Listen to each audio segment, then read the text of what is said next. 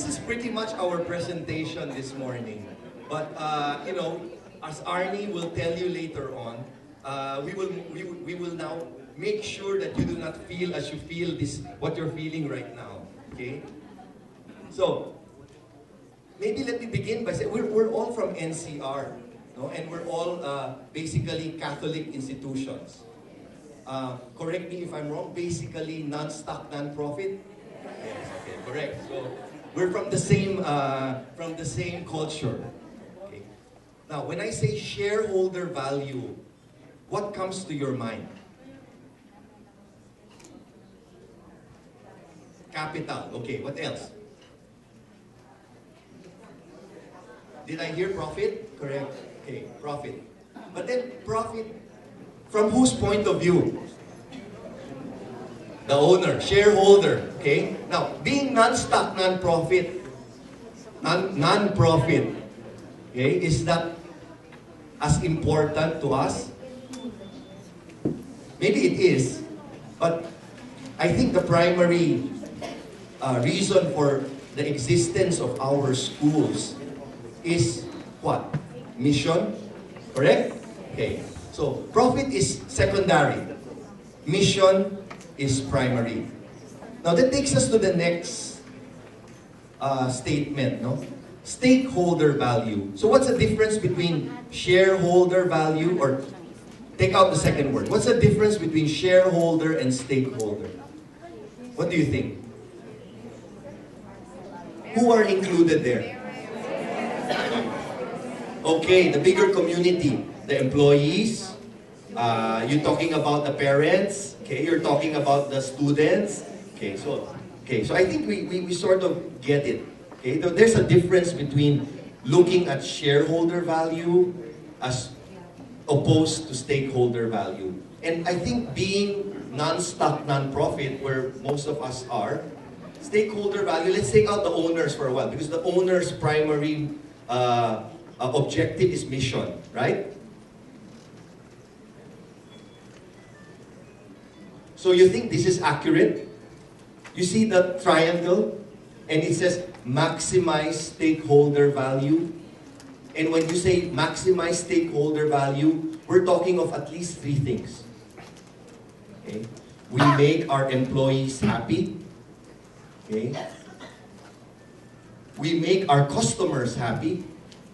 Okay? Who are our customers? Parents. But I think the students are our product, correct? So it's the parents, I think, or maybe the alumni, okay, in a way. But it doesn't stop there. We don't stop with our employees. We don't stop with our parents. There's a bigger community to consider. Okay, we can be the best institution producing the best graduates, and our faculty is the happiest with the highest salaries. But if we're a menace to society, everybody will hate us. Correct? So I think those three statements there, I think, speak for themselves. Now, let's go to another concept. Okay, from a finance point of view, which I know not all of you are, so we're trying to do this in a digest format. In a typical school, about 2/3 or close to 70% of expenses are manpower expenses. Okay? We pay salaries of the faculty and staff, of the agencies, which include maybe the guards, the cleaners. This includes training, okay? Includes development expenses for our faculty and staff. So that's manpower, okay? 70% is that, typical school. Okay, it might not be the exact percentage, but more or less. Then, 12% is depreciation. We have our buildings, our equipment, our facilities. No, it goes to that. And then, we have 12% utilities. Utilities include telephone bill, water bill, electricity bill, all of that. Okay? And then 6% others. This understandable? They're basically managed through personnel policies. Correct? Okay? Personnel policies in the school determine hiring, training, firing, retaining, di ba? Okay, all of those, including agency. So you control your expenses maybe depending on the ratio of the number of students to teachers, maybe. Okay? Other schools use something else, use another formula. But basically, personnel policies dictate that. How about depreciation? How do you control that? I put here major expenditures proposals. Different schools would control this differently. In some schools, any capital expenditure needs approval.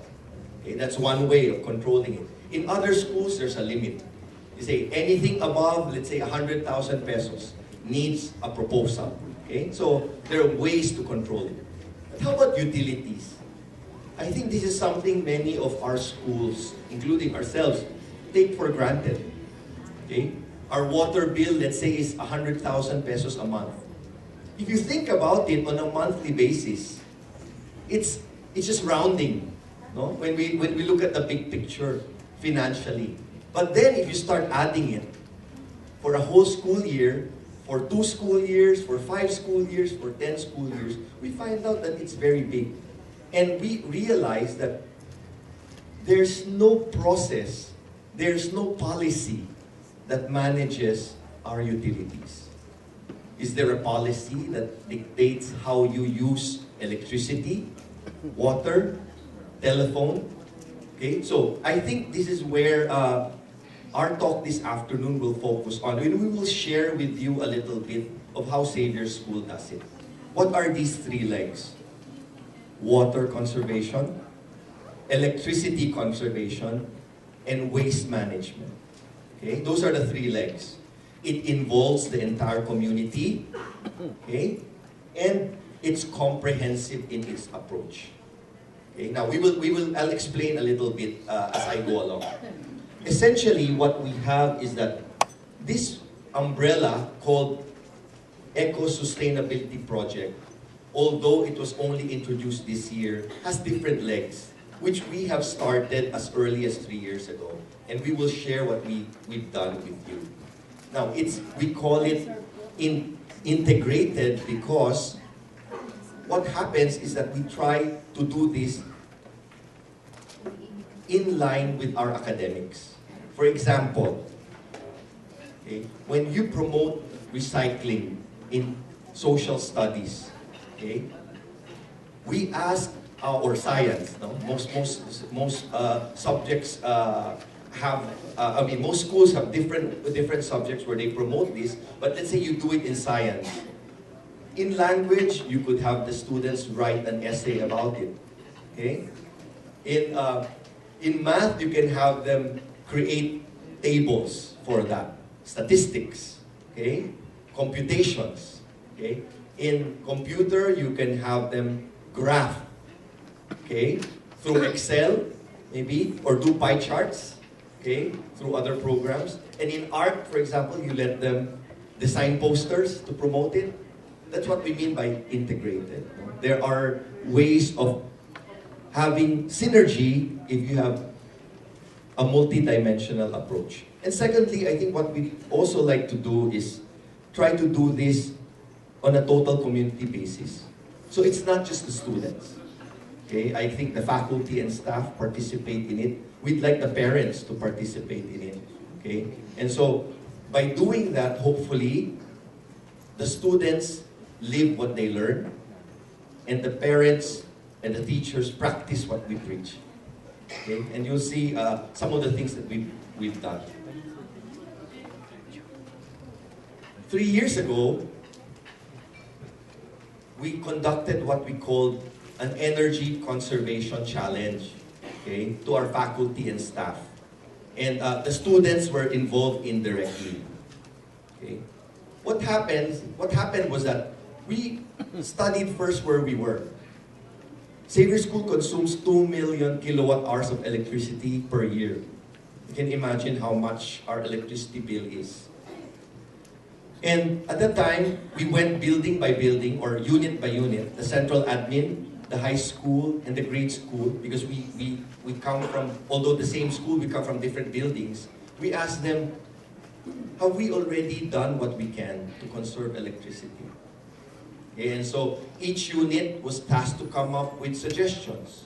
Okay? What else can we do to conserve electricity or to make sure we're not wasting it? Okay? And the faculty and staff came up with their own suggestions.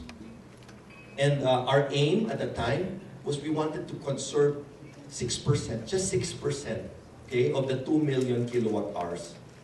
So the suggestions were varied. Okay, we had elevators in the school. We said we would only open the elevators from 7 to 5. After that, it would be closed. People take the stairs. That suggestion, by the way, did not come from me. That came from the people. No? Or they say that, okay, all air conditioners will be open at 7 a.m. in the morning. Earlier than that, use the electric fan.